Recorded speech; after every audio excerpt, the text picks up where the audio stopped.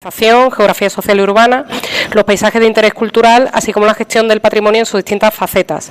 Es miembro del Comité Nacional Español de ICOMOS y ha formado parte del equipo de trabajo de diversos proyectos de investigación, tanto en el Plan Estatal 2017-2020, retos, proyectos, el proyecto I+D+I, como del PAIDI 2020.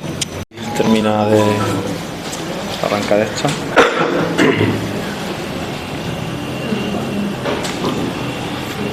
Bueno, mientras va ya arrancando esto.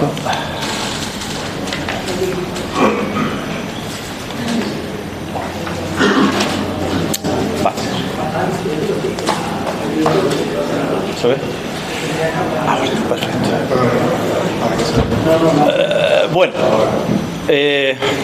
Bueno, quería empezar dando las gracias a los organizadores del evento, ¿no? por invitarme a participar. Para mí es especialmente importante porque yo soy, como me ha presentado, habéis escuchado a Cruz, ¿no? A la coordinadora.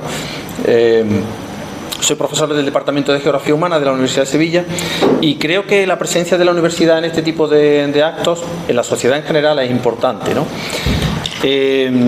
Y es importante además que los miembros los docentes investigadores de la Universidad de Sevilla se presten a participar en este tipo de actividades, porque es una forma, ¿no? de que la universidad le devuelva a la sociedad, ¿no? el esfuerzo que hace por mantener un sistema público de calidad de educación. Entonces, por eso para mí es siempre un placer y yo siempre digo que sí a todo lo que me invitan, siempre que pueda, por agenda, ¿no? por cuestiones de otros compromisos familiares, ¿no? Por tanto, valga de aquí mi agradecimiento a participar en este debate, ¿no? Bueno, y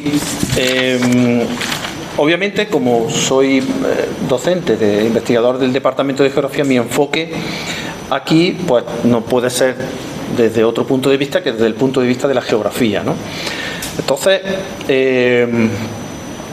pensando estos días, cuando me llamó Antonio para invitarme a participar, ¿qué podría aportar yo a este debate, ¿no? Que tampoco es que conozca muy en profundidad, ¿no? Lo conozco a partir de que la Mesa por Tablada, sabéis que organiza una serie de visitas, ¿no? Que ahora acaban de publicitar el primero ahora en septiembre. Y bueno, pues he ido en un par de ocasiones. Una vez fui con mi hijo, que lo estáis viendo ahí, y la segunda vez fue con los alumnos de una asignatura que doy de ordenación del territorio. Y bueno, ahí entro en contacto con la problemática y me parece un asunto que es de suma importancia, ¿no? De suma importancia, y por eso se lo propuso a los alumnos como materia de estudio, como materia de trabajo de esa asignatura el año pasado, ¿no? Como digo, pensando en cómo enfocar esta cuestión, pues digo, bueno, pues desde el punto de vista de la geografía, un aspecto básico o muy importante para la geografía es la cuestión de las escalas. ¿Qué es eso, no? Os preguntaréis. Bueno, pues os preguntaría a aquellos que no tengáis, no, estoy viendo aquí a personas que son seguro más conocedoras que yo de estas cuestiones, ¿no? Pues que cada asunto, cada problemática, cada cuestión que nosotros analizamos, lo tenemos que hacer en su contexto adecuado. Quiero decir, no, cada objeto de estudio, cada cosa que analizamos tiene una escala adecuada a la que se debe analizar. Porque si no, corremos el riesgo, si no lo hacemos así, pues que no demos con la solución más adecuada o que estemos dando una solución parcial a una problemática que estamos tratando de solucionar, ¿no? ¿Cómo trataba yo de ejemplificar eso? Bueno, pues para explicar esto, ¿no? Bueno, pues eso que estáis viendo ahí es una casa, ¿no?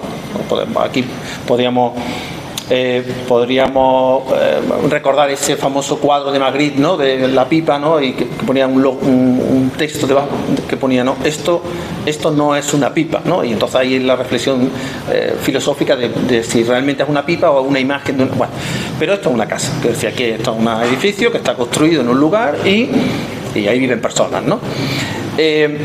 Esto para la geografía realmente no es objeto de estudio. Esto lo podría analizar un arquitecto, ¿no?, y hacer un discurso, ¿no?, muy sesudo de qué tipo de arquitectura es esa, ¿no?, obedece esa edificación, o un historiador del arte incluso, ¿no? Para un geógrafo, insisto, no hay mucho que debatir ahí, ¿no? Pero esa casa está en una calle, ¿no? Entonces, en esa calle hay más edificaciones, y en esa calle ya podemos empezar a ver que hay cosas y que faltan otras cosas, ¿no? Es decir, hay una calle que empieza a tener, bueno, pues ahí pues no, es una calle que no tiene acerado, que no tiene alumbrado público, ¿no?, que cada edificación pues parece que no hay una normativa y no que haya detrás, porque hay unas edificaciones que están alineadas a fachada, otras están retranqueadas, en fin, ¿no? Tendríamos que seguir investigando a ver qué pasa ahí, ¿no? Esa edificación que está en esa calle forma parte de un conjunto de edificaciones con un conjunto de calles, ¿no? Eso conforma un asentamiento, un núcleo de población. Ese núcleo de población, por lo que estamos viendo, tiene unos límites claros, ¿no?, que podríamos analizar ya sí desde el punto de vista de la geografía para analizar qué tipo de asentamiento es ese. Ya estamos viendo que está desconectado del resto de la ciudad. Está claro que lo que hay alrededor, ¿no?, pues es campo, ¿no? Aún así, si nosotros quisiéramos hacer un análisis exhaustivo de esa edificación que está en esa calle, que está en esa urbanización, todavía esa no es la escala adecuada. Nos estaríamos perdiendo mucha información. Esa urbanización está dentro de un término municipal. Tendríamos que seguir aumentando, abriendo el zoom y diciendo, oye, esa urbanización está dentro de un término municipal, ¿no?, de una ciudad. Y además estamos viendo que alrededor de esa urbanización hay otras muchas urbanizaciones de características muy similares. Y alguien puede decir, bueno, pues ahí es donde nosotros tenemos que analizar cuál es el impacto de esa edificación dentro de esa calle que está en esa urbanización, en ese conjunto de urbanizaciones, en esa ciudad.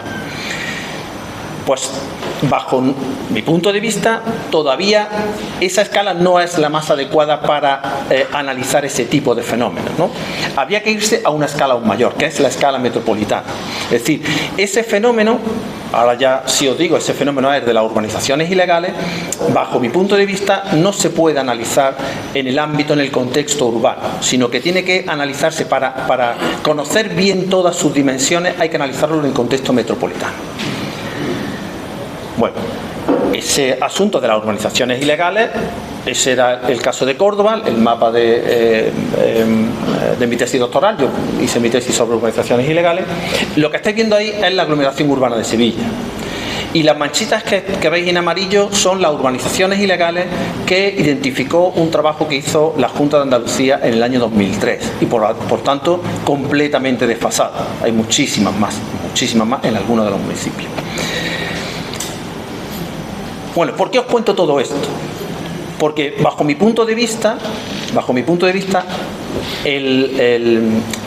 la problemática o el asunto de Tablada, no quiero hablar de problemática, bueno, se puede problematizar, todo se puede generar o debatir a partir de una problematización de ese asunto, ¿no?